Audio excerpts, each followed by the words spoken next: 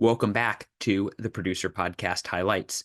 Today, we're back on the topic of beginning producer advice as we're hearing from our season 6 and 7 guests of the show about what advice they would give to people just getting started on the producer path.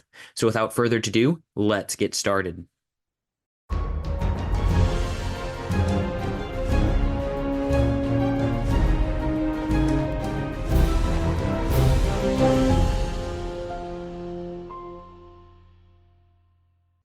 First up, we're joined by Andrea Royer, who produces projects for King and Country. Oh, no task is too beneath you, and those tasks should never be beneath you. I think to become a producer, you just got to show up, whether it's taking out the trash or, being the wrangler to the star. It doesn't matter what the task is. They're all equal and they're all important, and never think that something is more important than the other, and never think that something is so unimportant that you don't need to do it. That's a really good one. Yeah, I really notice it changes the whole rapport with the crew. When you just walk in and you show up late and you leave early and you don't see yourself as part of the crew, and maybe it's because I started as part of the crew as a PA. And I think it just creates a real camaraderie among everybody when they see that the producer is cleaning a table and bagging up trash. They're not just sitting in a chair while other people do the work, because I don't think there's any difference. I can be sitting next to the talent, talking through creative, or I could be at the table with the PA helping them clean. I think it's all just as important. I don't think any task is better. Every task is different, and there needs to be people to fulfill everything. But I don't think you should ever forget where you came from. And I feel my whole team is that way. The director is carrying sandbags with the utility. I mean, somebody might walk in, and if they don't know us, they wouldn't know who's the PA or who's the producer or who's the director or who's the utility, because when it comes down to it, we all should be putting in the work and the time. Continuing our conversation, we have Adam Gregory and Andrew Travaskis of Noble Story Co. Find a friend, phone a friend. Feel like I'm on the Who Wants to Be a Millionaire or something. Yeah, and understand why movies work. Go watch tons of movies, especially old movies. Understand why they work, how they work. It's, movies are art, but there's a lot of science involved, even down to the story level. At the end of the day, movies are about manipulating people's emotions. And that's a very, it's not woo-woo spooky, there's a very definite science to that. Yeah. And there's a pattern. It's that tension and release. If you understand how that works, you'll produce good movies. There's somebody famous that said it's not when the actor cries, it's when the audience cries that matters. Yeah. Somebody important said that somewhere. I like that. I've never heard it before, but that's good. Next up, we'll hear from producer Khaki Warren. Right. Make sure it's what God's calling you to do. Just because there's a calling doesn't mean you're called to do it. And go and find people to learn under. I would say go work under people first. Like look for the Justin Tollys and the David Cooks and you, Micah. I mean, your journey, you start from the bottom and you just work your way up. Mm-hmm. And God kind of started us up here and now has gone and back and let me line produce, let me learn locations. And I'm an awful line producer. It didn't work. But I was a scriptie on a set, like all these different things that God's let me do. And I hated all those jobs, but it made me appreciate the people on my set who did them. Like you just do not understand how important each position is, whether it's from the art department to the scriptie, to the crafty table that keeps everybody happy and keeps the blood sugar level, I mean, it is a team. And even though you can't see those people, you need to know their names, and it's a team effort, but really working those other jobs really gives you an appreciation and a better understanding of what they do too, so you know how to set them up for success. So I would say start at the bottom and work your way up. And I think it took the Irwins 20 years, for I can only imagine. So it's not overnight successes. And look at Dallas Jenkins with The Chosen. His wasn't an overnight success either.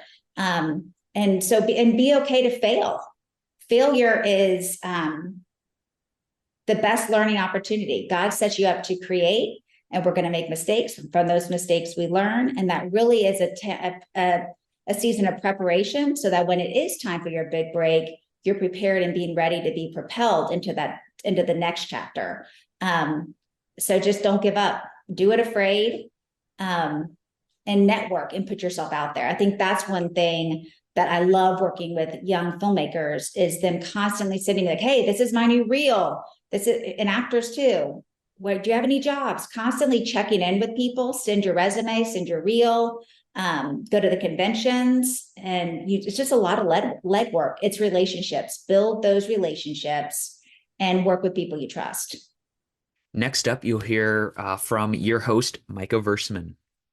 So often, even if they're not young, high school, middle school people, so often I see a lot of beginning career filmmakers that like all they ever want to do is come work on my project, and they never go out and help other people on their project. And one, it really cripples their knowledge, because there's so much that they don't know about how real sets run. Like I'm still learning stuff about how, real sets, as you start dealing with more unions or, payroll and all that operate, that they're missing out on, that lead to, not good sets. But then also just the aspect of your circle's only so far. And so that, like, honestly, that's what I would say is, even if you're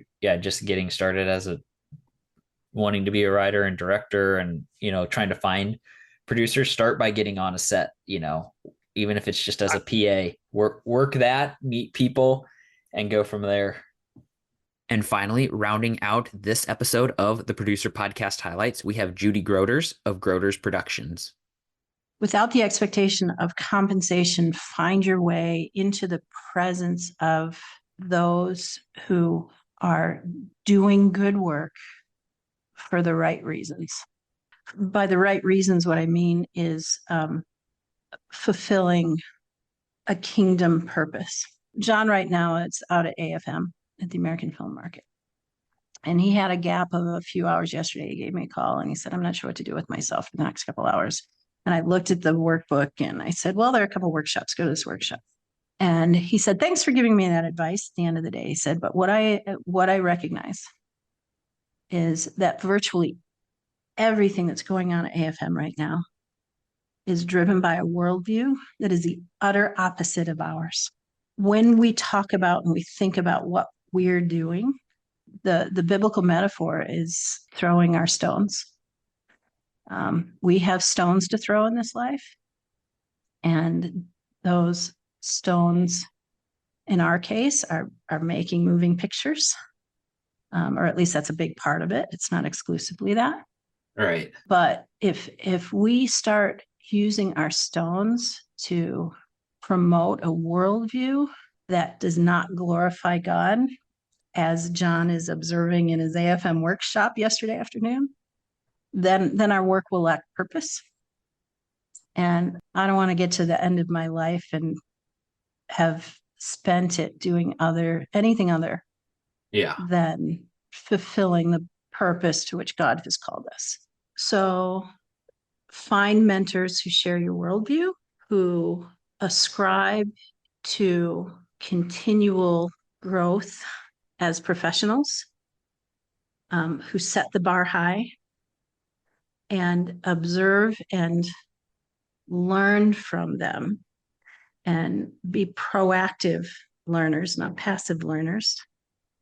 Now, one of the things that I love about Christian worldview is the leadership is so committed to Christ and to working to ensure that that commitment is exemplified in their work. That I really think that the relationships we form in that context and finding mentorship there or at events or organizations or networks that are comparable is important. Those mentors will help us keep ourselves on the right track.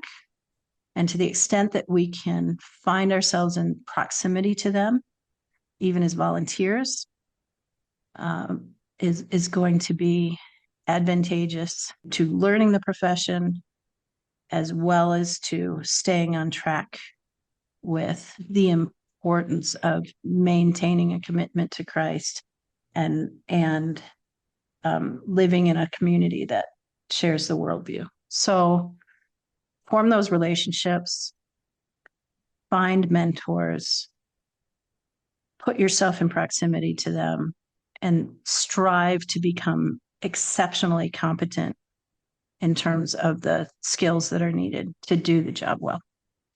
And with that, we're going to wrap up this episode of the Producer Podcast Highlights. Stay tuned for more episodes of the Producer Podcast Highlights coming this summer, as well as season 9 of the show coming this fall. Make sure to pick up your copy of the new book by show host Micah Versman, The Producer's Life, A Guide to Practical Film Producing, on sale now in both hardcover and ebook formats. Until next time, make sure to subscribe to the Producer Podcast, and thanks for listening.